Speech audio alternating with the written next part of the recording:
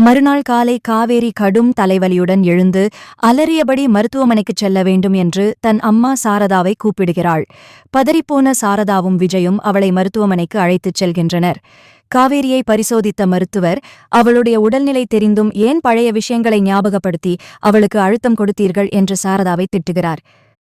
விஜயும் சாரதாவும் பேசிக் கொள்ளும்போது, நேற்று விஜய் தனது திருமணக் கதையைச் சொன்னதால்தான் காவேரிக்கு இப்படி தலைவலி ஏற்பட்டிருக்குமோ என்று வருத்தப்படுகின்றனர். சற்று நேரத்தில் காவேரி கண் விழிக்கிறாள். அப்போது அவளிடம் பேசும் சாரதா, ஏன் எதையாவது போட்டு யோசித்துக் கொண்டிருக்கிறாய் எனக் கேட்க, அதற்கு காவேரி, அம்முவின் அப்பா சொன்ன கதையை கேட்டதிலிருந்து எல்லாமே எனக்கு முன்னமே தெரிந்த மாதிரி இருக்கிறது. இரவு முழுக்க அதுவே கனவாக வந்து வலிக்கிறது. அவர் மனைவியின் புகைப்படத்தை பார்த்தால்தான் எனக்கு தெளிவு கிடைக்கும் என்று பிடிவாதமாக கூறுகிறாள். மருத்துவமனையிலிருந்து வீடு திரும்பியதும் அம்முவையும் விஜயையும் காவேரி பார்க்க விரும்புகிறாள். அவர்கள் வந்ததும் காவேரி மீண்டும் விஜயிடம் புகைப்படத்தை பற்றி கேட்கிறாள். அம்முவுக்கும் தன் தாயின் முகம் தெரியாது என்பதால் அவளும் ஆவலோடு கேட்கிறாள். விஜய் தற்காலிகமாகச் சமாளித்துவிட்டு ஒரு புகைப்படத்தை கொண்டு வருவதாக கூறி விடைபெறுகிறார். சாரதாவிடம் பேசும் விஜய், புது தொழில்நுட்பம் மூலம் காவேரியின் புகைப்படத்தையே சற்று மாற்றி தயார் செய்து கொண்டு வந்து தருகிறேன் என்கிறார். காவேரிக்கு பழைய நினைவுகள் வருவது ஒரு பக்கம் மகிழ்ச்சி என்றாலும் அவளது உடல்நிலை கவலை அளிக்கிறது என சாரதா வருத்தப்பட, விரைவில் நாங்கள் அனைவரும் ஒன்று சேருவோம் என விஜய் அவருக்கு நம்பிக்கை அளிக்கிறார். அடுத்த நாள் மாலை விஜய் ஒரு புகைப்படத்தை கொண்டு வந்து கொடுக்கிறார். அதை பார்த்த அம்மு தன் அம்மா என்று மகிழ்கிறாள். புகைப்படத்தை வாங்கிய காவேரி, இது பார்க்க அப்படியே என் அக்கா போலவே இருக்கிறது என்று ஆச்சரியப்படுகிறாள். இந்த கனவுகள் மீண்டும் வராமல் இருக்க நான் இந்த புகைப்படத்தை வைத்துக் கொள்ளவா என்று காவேரி கேட்க விஜயும் சம்மதிக்கிறார். அந்த புகைப்படத்தை பார்த்த சாரதாவும் அது காவேரியைப் போலவே இருப்பதை உணர்ந்து மௌனமாகிறார். காவேரி அந்த முகத்தை தன் மனதில் பதிய வைக்க முயல்கிறாள். காவேரிக்கு தன் பழைய நினைவுகள் முழுமையாக திரும்ப வருமா அல்லது இந்த புகைப்படம் மேலும் குழப்பத்தை ஏற்படுத்துமா என்று பார்ப்போம். வீட்டிற்கு வந்த பிறகு காவேரி அந்த புகைப்படத்தையே உற்று பார்த்துக் கொண்டிருக்கிறாள். அவளுக்குள் ஒரு இனம் புரியாத அமைதி ஏற்பட்டாலும் ஆழ்மனதில் ஏதோ ஒன்று நெருடிக்கொண்டே இருக்கிறது. அன்று இரவு தூங்கச் செல்லும் முன் தன் அம்மா சாரதாவிடம், அம்மா, இந்த போட்டோல இருப்பவர் முகம் எனக்கு ரொம்ப பழக்கப்பட்ட மாதிரி இருக்கு. ஆனா இது எனக்கே அக்கா மாதிரி இருக்குன்னு தோணுது. ஒருவேளை அம்முவோட அம்மாவுக்கும் எனக்கும் ஏதாவது சொந்தம் இருக்குமோ என்று கேட்கிறாள். சாரதா எதற்கும் பதில் சொல்ல முடியாம, அதெல்லாம் ஒண்ணுமில்லடி, நீ ரொம்ப யோசிக்காத, மாத்திரை போட்டுட்டு சீக்கிரம் தூங்கு என்று மழுப்புகிறார். மறுபுறம் விஜய் தன் வீட்டிற்குச் சென்றதும் காவேரி தன்னை அடையாளம் கண்டு கொள்ளவில்லை என்றாலும் அவள் தன் புகைப்படத்தை ஆசையாக வாங்கி வைத்தது அவருக்கு ஒரு பெரிய நம்பிக்கையை தருகிறது. அத்தை, இன்னைக்கு போட்டோவை பார்த்ததும் அவ முகம் மாறினதை கவனிச்சிங்களா? சீக்கிரம் அவளுக்கு பழைய நினைவுகள் வந்துரும்னு எனக்கு தோணுது என்று சாரதாவிற்கு போன் செய்து உற்சாகமாக பேசுகிறார். மறுநாள் காலை காவேரி பள்ளிக்குச் செல்ல தயாராகிறாள். தலைவலி இப்போது குறைந்திருந்தாலும் அவளுக்குள் ஒரு புது தெம்பு தெரிகிறது. பள்ளிக்குச் சென்றதும் அம்மு ஓடி வந்து, மிஸ், நேத்து நீங்க கொடுத்த போட்டோவை பார்த்தேன், எங்க அம்மா சூப்பரா இருக்காங்கல்ல என்று கேட்கிறாள். காவேரி புன்னகையுடன் அம்முவை வாரி அணைத்துக் கொள்கிறாள். மாலை நேரம் விஜய் அம்முவை அழைக்க வரும்போது பள்ளி வளாகத்தில் திடீரென ஒரு பரபரப்பு ஏற்படுகிறது. ஒரு சிறுவன் ஓடும்போது தடுமாறி விழப்போக காவேரி அவனை பிடிக்க வேகமாக ஓடுகிறாள். அப்போது அவளுக்கு பழைய விபத்து நடந்த அதே சத்தம், அதே பதற்றம் மீண்டும் அவள் காதுகளில் பலமாக ஒலிக்கிறது. சட்டென்று மயக்கம் வருவது போல் அப்படியே தடுமாறுகிறாள். விஜய் பதறியடித்து ஓடி வந்து அவளை தாங்கிப் பிடிக்கிறார்.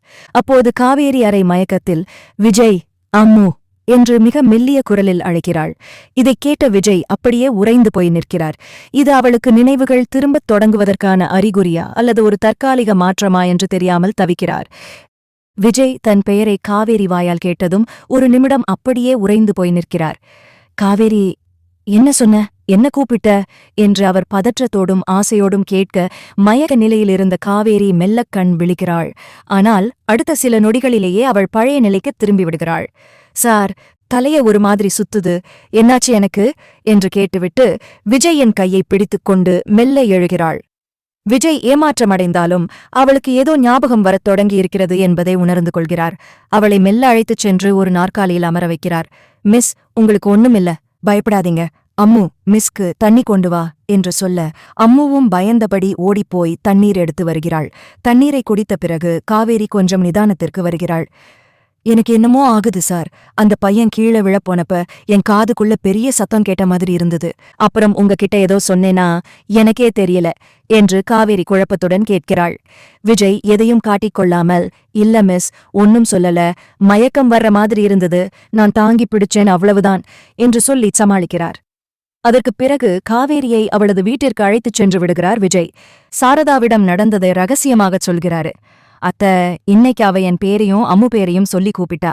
கண்டிப்பா அவளுக்கு பழைய நினைவுகள் முட்டிக்கிட்டு வருது. ஆனா திடீர்னு எல்லாத்தையும் சொன்னா அவ மூளை தாங்காதுன்னு டாக்டர் சொன்னதுதான் பயமா இருக்கு என்கிறார். வீட்டிற்குள் சென்ற காவேரி விஜய் கொடுத்த அந்த புகைப்படத்தையே பார்த்துக் கொண்டிருக்கிறாள். அம்மா, இன்னைக்கு நான் மயக்கத்துல இருந்தப்ப யாரையோ கூப்பிட்ட மாதிரி இருந்தது. அந்த பேரு என் மனசுக்குள்ளேயே இருக்கு, ஆனா வெளிய வர மாட்டேங்குது என்று சொல்ல சாரதா அவளை சமாதானப்படுத்தி தூங்க வைக்கிறார். அன்றைக்கு இரவு காவேரிக்கு ஒரு தெளிவான கனவு வருகிறது. அதில் அவளும் விஜயும் ஒரு கோயிலில் மாலை மாற்றிக்கொள்வது போலவும் அம்மு கையை பிடித்துக்கொண்டு மூவரும் சிரித்துப் பேசுவது போலவும் தெரிகிறது. திடுக்கிட்டு எழும் காவேரி அந்த புகைப்படத்தில் இருப்பது வேறு யாருமில்லை, அது நானேதான் என்று ஒருவேளை இருக்குமோ எனச் சந்தேகப்படத் தொடங்குகிறாள். காவேரியின் சந்தேகம் உறுதியாகுமா? அவள் நேரடியாக விஜயிடம் இதைப் பற்றி கேட்பாளா என்று பார்ப்போம். மறுநாள் காலை விடிந்தும் விடியாததுமாக எழுந்த காவேரிக்கு இரவு கண்ட கனவு நிழலாடிக்கொண்டே இருக்கிறது. அந்த புகைப்படத்தை மீண்டும் எடுத்துப் பார்க்கிறாள்.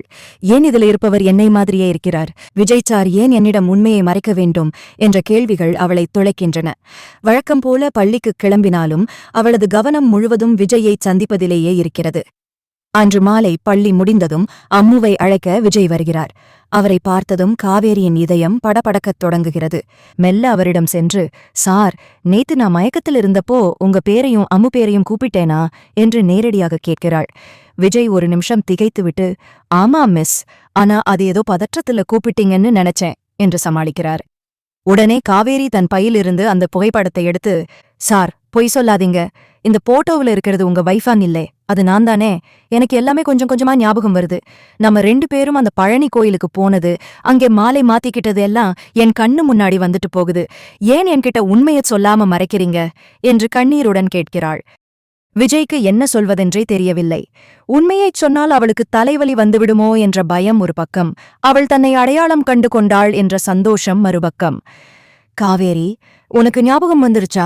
ஆமாம், நீதான் என் மனைவி, அம்முவோட அம்மா. உன் உயிருக்கு ஆபத்து வந்துடக்கூடாதுன்னு தான் இவ்வளவு நாள் அமைதியா இருந்தேன் என்று உணர்ச்சி வசப்பட்டு உண்மையைச் சொல்கிறார்.